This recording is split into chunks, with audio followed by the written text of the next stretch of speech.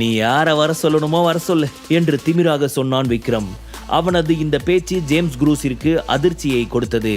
இவ்வளவு பட்டும் இவனால எப்படி இந்த அளவுக்கு தைரியமா பேச முடியுது என்று அவன் குழப்பத்தோடு அவனை பார்க்க, விக்ரமோ தான் நின்று கொண்டிருந்த இடத்தில் இருந்து நகர்ந்து அவனுக்கு முன்னால் இருந்த சோஃபாவில் வந்து கால் மேல் கால் போட்டு ஸ்டைலாக அமர்ந்தான். இவன் எதுக்காக இங்க வந்திருக்கான்? என்ன திட்டத்துல இங்க வந்திருக்கான்? நீ இவ்வளவு மிரட்டியும் இவ்வளவு திமிரா இருக்கான் எப்படி என்று எதுவும் புரியாமல் அவனை முழித்து பார்த்தான் ஜேம்ஸ். உடனே கோபமாக தனது மொபைலை எடுத்து அவனுடைய பாடிகார்ட்ஸுக்கு கால் செய்தான். ரிங் போய்கொண்டே இருந்ததே தவிர ஒருவர் கூட அவனது ஃபோன் காலை அட்டன் செய்யவே இல்லை. என்னாச்சு? ஒருத்தன் கூட ஃபோனை எடுக்கவே மாட்டேங்கிறான். நானும் இத்தனை பேருக்கு ட்ரை பண்ணிட்டேன், எவனும் எடுக்கவே மாட்டேங்கிறான். நான் இங்க குட்டிங்களோட ஜல்சா பண்ணவும் அவங்களும் அதே மாதிரி ஏதாவது என்ஜாய் பண்ண ஆரம்பிச்சிட்டாங்களா என்ன? இவன் வேற இப்படி முன்னாடி வந்து உக்காந்துருக்கானே. இவன் பார்க்கறது பார்த்தாலே பயமா இருக்கு. ஆல்ரெடி அன்னைக்கு அடி வாங்கினத நினைச்சு பார்த்தாலே என்னால மூச்சு விட முடியல. இப்போ இன்னைக்கு தனியா வேற சிக்கிட்டேன். எவனாவது ஒருத்தன் போனை எடுக்கிறானா பாரு என்று நினைத்தவாறு மீண்டும் மீண்டும் போன் கால் செய்ய ஒருவன் கூட போனை எடுக்கவே இல்லை. அவனுக்குள் இருந்த பதட்டமும் அவன் முகத்தில் தெரிந்த பயமும் விக்ரமிற்கு சிரிப்பை வர வைத்தது. பில்டிங் ஸ்ட்ராங்கு, பேஸ்மெண்ட் ரொம்ப வீக் போல. என்னமா பயப்படுறான் இவன்? ஆனாலும் என்ன வாய் பேசுறான்? இன்னைக்கு இந்த வாயை உடைக்காம விடக்கூடாது விக்ரம் என்று அவன் மனதிற்குள் யோசித்துக் கொண்டிருக்கும் பொழுதே கதவை படார் என்று திறந்து கொண்டு உள்ளே நுழைந்தான் லம்போ. பாடிகார்ட்ஸ் ஒருவர் கூட போன் காலை அட்டன் செய்யவே இல்லை என்ற பயத்தில் இருந்த ஜேம்ஸ் குரூஸிற்கு அங்கே வந்த லம்போவை பார்த்ததும் மனதிற்குள் தைரியம் பிறந்தது. இந்தா வந்துட்டான்ல என்னுடைய தலைவன், வா லம்போ வா என்று அவனை மிகவும் உற்சாகமாக வரவேற்றான். லம்போ டேனியின் பாடிகார்டு என்பது ஜேம்ஸ் குரூஸிற்கு மிக நன்றாக தெரியும். அது மட்டும் இல்லாது லம்போவின் திறமை பற்றியும் அவன் மிகவும் தெளிவாக அறிந்திருந்தான். லம்போ ஒருவனை ஒரு அடி அடித்தால் அவன் கிட்டத்தட்ட 10-20 மீட்டர் தூரம் தள்ளி சென்று விழுவான். அந்த அளவிற்கு வலுவாக இருக்கும் அவனது அடி. இதை ஜேம்ஸ் குரூஸ் மிகவும் தெளிவாக உணர்ந்து வைத்திருந்தான். அதனால் இப்பொழுது அவனை அங்கே பார்த்ததும் காணாமல் போயிருந்த தைரியம் மீண்டும் அவன் மனதிற்குள் வந்து ஒட்டி கொண்டது. லம்போ, நீ எப்படி இங்க வந்த? எனக்கு ரொம்ப சர்ப்ரைஸா இருக்கு. ஆனா நீ கரெக்டான நேரத்துல தான் வந்திருக்க. இதோ இருக்கான் பாரு இந்த வேஸ்ட், இவன் அடிச்சு வெளியே துரத்து என்று அவன் சொல்ல லம்போ அங்கிருந்து நகர்ந்தான். விக்ரமை அடிப்பதற்காக தான் அவன் வருகிறான் என்று சந்தோஷமாக அதை வேடிக்கை பார்ப்பதற்காக தயாராக இருந்த ஜேம்ஸ் ஷாக் ஆகும் விதமாக அவனை நோக்கி வந்த லம்போ அவன் கன்னத்தில் பலார் என்று ஓங்கி அறைந்தான். இந்த செயல் ஏற்கனவே பயத்தில் இருந்த ஜேம்ஸை இன்னும் அதிர்ச்சிக்குள்ளாக்கியது. டேய், என்ன எதுக்குடா இப்ப அடிச்ச? நான் என்ன சொன்ன, நீ என்ன பண்ணுற?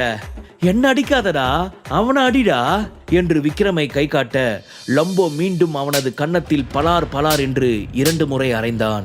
டேய், எதுக்குடா என்ன அடிக்கிற? ஐயோ, இவனை பத்தி நம்ம தான் தப்பா புரிஞ்சு வச்சிட்டோமோ.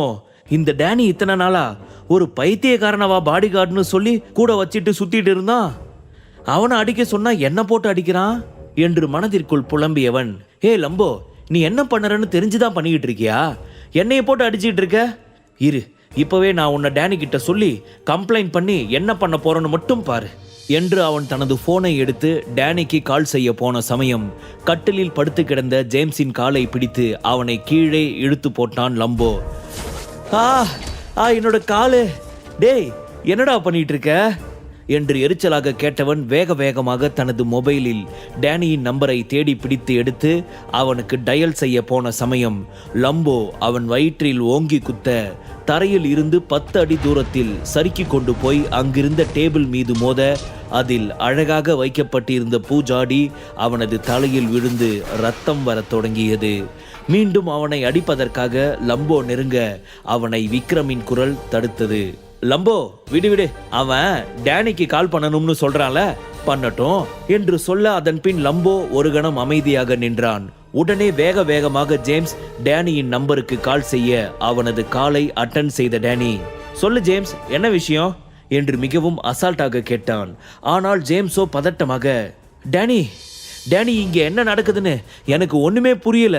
அந்த வேஸ்ட் விக்ரம் இருக்கான் இல்லையா, அவன் இப்போ என்கிட்ட தான் இருக்கான். அது மட்டும் இல்லாம உன்னுடைய பாடிகார்ட்ஸ் லம்போ, அவனும் இப்போ அவன் கூட தான் இருக்கான். அவன் என்ன சொல்றானோ அதை கேட்டு நடந்துக்கிறான். அவனை நான் அடிக்க சொன்னா என்ன போட்டு அடிச்சுக்கிட்டு இருக்கான். அவனுக்கு பைத்தியம் பிடிச்சி போச்சா என்ன? அவன் விக்ரம் பக்கம் எப்படி போனான்? எனக்கு ஒண்ணுமே புரியல.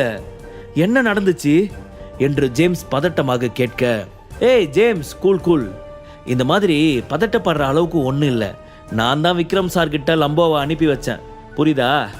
விக்ரம் சார் என்ன சொல்றாரோ அது படி கேட்டு நடந்துக்கிட்டனா உனக்கு நல்லது. இல்லையா என்னாலலாம் உனக்கு எந்த ஒரு ஹெல்ப்பும் பண்ண முடியாது. என்கிட்டலாம் ஹெல்ப்னு சொல்லிட்டு எனக்கு கால் பண்ணாத, ஓகேவா என்று சிரித்து கொண்டே கூலாக சொன்ன டேனி தனது ஃபோன் காலை கட் செய்துவிட, இந்த நிகழ்வு ஜேம்ஸிற்கு தான் மிகவும் அதிர்ச்சியாக இருந்தது. என்னடா நடக்குதுங்க? காலையில் நான் மனோகர் குரூப்ஸ் போயிட்டு வரப்போ எல்லாமே நல்லபடியாக இருக்குதுன்னு ரொம்ப சந்தோஷப்பட்டேன். ஆனால் டேனி மனோகர் குரூப்ஸை பார்த்துட்டு வரேன்னு சொன்னதுக்கப்புறம் ஒட்டுமொத்தமாக எல்லாமே மாறி இருக்கு.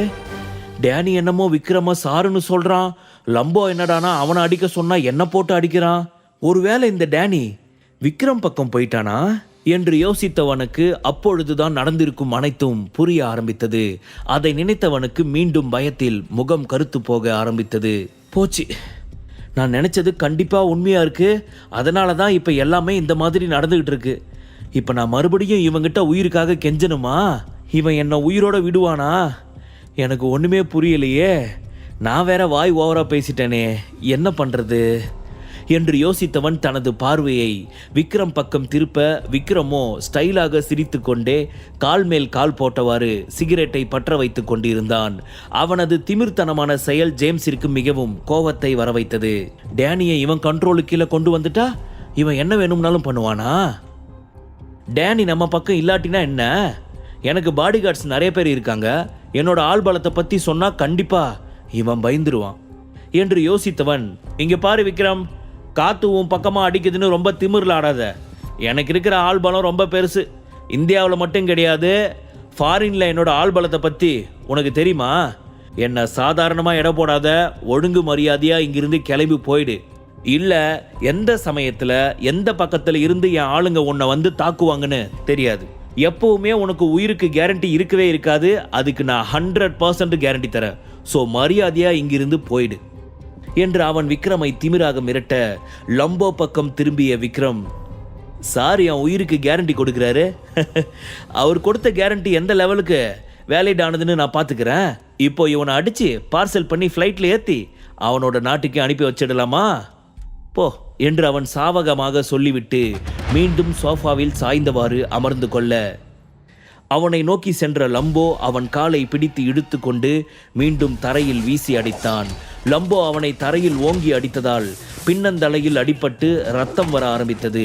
தனது கை முஷ்டியை இறுக்கியவன் ஜேம்ஸின் தோளில் ஓங்கி குத்த, தோல் பகுதியில் இருந்து தனது இடுப்பு எலும்பு வரை அனைத்தும் நொறுங்கி போனது.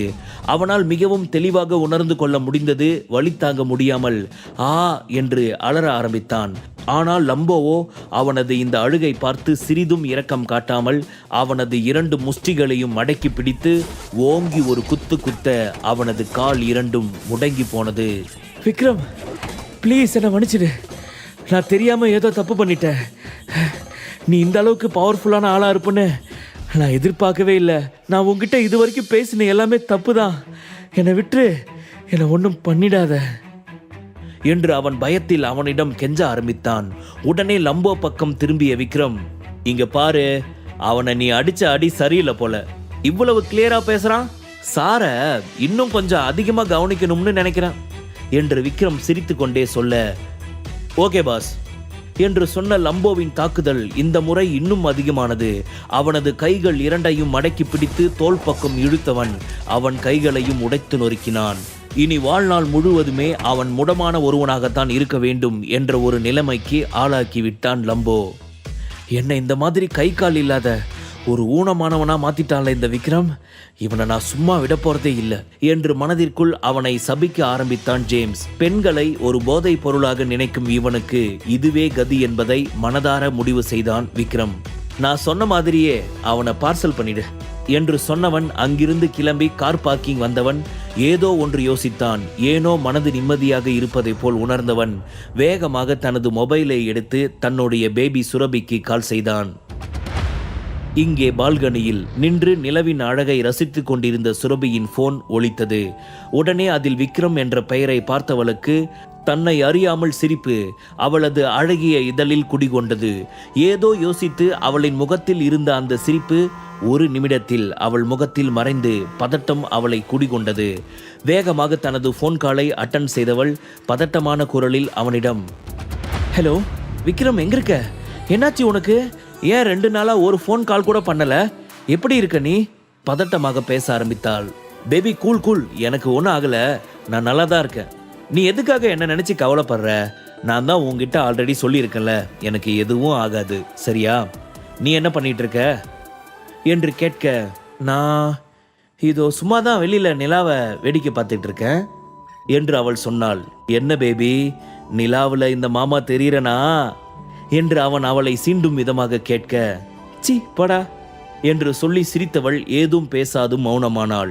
அவள் மன எண்ணத்தை உணர்ந்தவன் அதன் பின் தன் விளையாட்டுத்தனத்தை மூட்டை கட்டி வைத்துவிட்டு அவளிடம் சீரியஸான குரலில், ஓகே பேபி, நாளையில இருந்து நீ உன்னோட ஆபீஸ்க்கு போகலாம். உனக்கு இருந்த எல்லா பிரச்சனையும் நான் கிளியர் பண்ணிட்டேன் என்று சிரித்து கொண்டே சொன்னான் விக்ரம். என்ன சொல்ற விக்ரம், எனக்கு ஒண்ணுமே புரியலையே என்று அவள் குழப்பமாக கேட்க, உனக்கு புரியாத விஷயம் புரியாமையே இருக்கட்டும் பேபி, ஆனா நீ நாளையிலிருந்து சேஃபா உன்னோட ஆபீஸ்க்கு போகலாம் என்று சொல்லிவிட்டு அவன் ஃபோன் காலை கட் செய்ய போக, ஓ இத சொல்றதுக்காக தான் சார் எனக்கு கால் பண்ணீங்களா என்று கேட்ட அவளின் குரலில் ஏதோ ஒரு சலிப்பு தட்டுப்பட்டது. ஆமா பேபி, இத சொல்றதுக்காக தான் நான் உனக்கு கால் பண்ணேன் என்று அவன் ஒன்றும் புரியாதவன் போல் பேச, இவங்கிட்ட ஒரு சில விஷயத்தை எதிர்பார்க்கறது ரொம்பவே தப்பு தான் போல. நிஜமாவே இந்த மனுஷனுக்கு எப்படி லவ் பண்ணணும்னு தெரியாதான்னு எனக்கு டவுட் இருக்கு. இருக்கட்டும், எப்படியும் நாளைக்கு என்னை பார்க்க வருவான்ல, அப்ப பாத்துக்கிறேன் என்று தனக்குத்தானே முணுமுணுத்து கொண்டவள், என்ன பேபி ஏதோ முணங்குற மாதிரி இருக்குது, கொஞ்சம் சத்தமா சொன்னா அது என்னன்னு நானும் கேட்பேன். அதுக்கு எந்த அவசியமும் இல்லைன்னு தான் நினைக்கிறேன். பிகாஸ் நீ தான் என் ஃபோன் கட் பண்ண சொன்னல, ஸோ நான் கட் பண்ணிக்கிறேன். ஆஃபீஸ் போறதை பத்தி சொல்றதுக்கு மட்டும்தானே கால் பண்ணன்னு சொன்னேன், வேற எந்த விஷயமும் இல்லைனா அப்புறம் எதுக்கு நீ என்கிட்ட இருந்து நான் என்ன பேசினேன் என்ன ஏதுன்னு எதிர்பார்க்குற? நான் என்னமோ பேசிட்டு போறேன் என்று சொல்லிவிட்டு அவளும் ஃபோனை கட் செய்ய போக, ஓ ஓய் பேபி, இப்பெல்லாம் உனக்கு இந்த மாமா மேல ஆசை அதிகமா வருது போல என்று அவளை கிண்டல் செய்தான். அதை கேட்டவளுக்கு வாயில் இருந்து எந்த ஒரு பதிலும் வரவே இல்லை. அவன் கேட்ட கேள்வி உண்மையா என்ற ஒரு கேள்வி அவளுக்குள்ளும் எழுந்தது. அதற்கான பதில் அவளுக்கே தெரியவில்லை. தான் அவனை காதலிக்க போவதில்லை என்பதில் உறுதியாக இருந்தவள் எதற்காக அவனிடம் இருந்து மட்டும் காதலை எதிர்பார்க்கிறாள் என்பதும் அவளுக்கு புரியாத புதிராகவே இருந்தது. இதை பற்றி யோசித்தவளின் மனதை விக்ரம் குரல் அவளை சுயநினைவிற்கு கொண்டு வந்தது. நீ நாளைக்கு ஆபீஸ் போ பேபி, நான் இன்னும் ஒரு 2 டேஸ்ல உன்னை மீட் பண்ண வரேன் என்று சொன்னான் விக்ரம். என்னது, இன்னும் 2 டேஸா என்று அவள் கவலையான குரலில் கேட்க, ஏன் பேபி 2 நாள் மாமாவுக்காக வெயிட் பண்ண முடியாதா? அவ்வளவு அவசரமா என்னை பார்க்கணும்னு ஆசையா என்று அவன் கிண்டலாக கேட்க, அவன் பேச்சில் உள்ள கிண்டல் தனத்தை உணர்ந்தவள் வெட்கம் பிடுங்கி தின்ன எதுவும் பேசாமல் அமைதியாகவே இருந்தாள். அவளின் மன எண்ணத்தை நன்றாக உணர்ந்தவன் அவளிடம் நார்மலாக, அதாவது பேபி, நீ இத்தனை நாளா ஆபீஸ் போகவே இல்லை, ஸோ நாளைக்கு 2 நாள் போய் நீ ஆஃபீஸில் ஒர்க் பண்ண ஸ்டார்ட் பண்ணுறப்போ நிறைய ஒர்க் உனக்கு இருக்கும். அதனால தான் 2 நாள் நீ கம்ப்ளீட்டாக உன்னோட ஒர்க்கை முடி, அதுக்கப்புறம் ரிலாக்ஸ் ஆகு, அப்போ நான் வந்து உன்னை மீட் பண்ணுறேன் என்று சொல்லிவிட்டு அவன் ஃபோன் காலை கட் செய்துவிட, இங்கு அவளோ வானில் உள்ள நிலவை பார்த்து தன் மனதிற்குள், இவன் இன்னும் நிறைய விஷயத்தை கற்றுக்கணும்னு நினைக்கிறேன் என்று தனக்குத்தானே சொல்லி கொண்டவள், எப்படியும் 2 நாள் கழிச்சு வருவல, அப்போ நான் கவனிச்சுக்கிறேன். அது மட்டும் இல்லாம எத்தனை நாளைக்கு நீ என்னை விட்டு இவ்வளவு தூரமா இருக்க போறன்னு நானும் பார்க்கிறேன் என்று தனக்குத்தானே சொல்லிக் கொண்டவள் தன் நகத்தை கடித்தவாறு விக்ரமை பற்றிய சிந்தனையில் ஆழ்ந்தாள். முழு கதையையும் கேட்டு மகிழ பாக்கெட் FM ஆப்பை டவுன்லோட் செய்யுங்கள். லிங்க் டிஸ்கிரிப்ஷனில் கொடுக்கப்பட்டுள்ளது.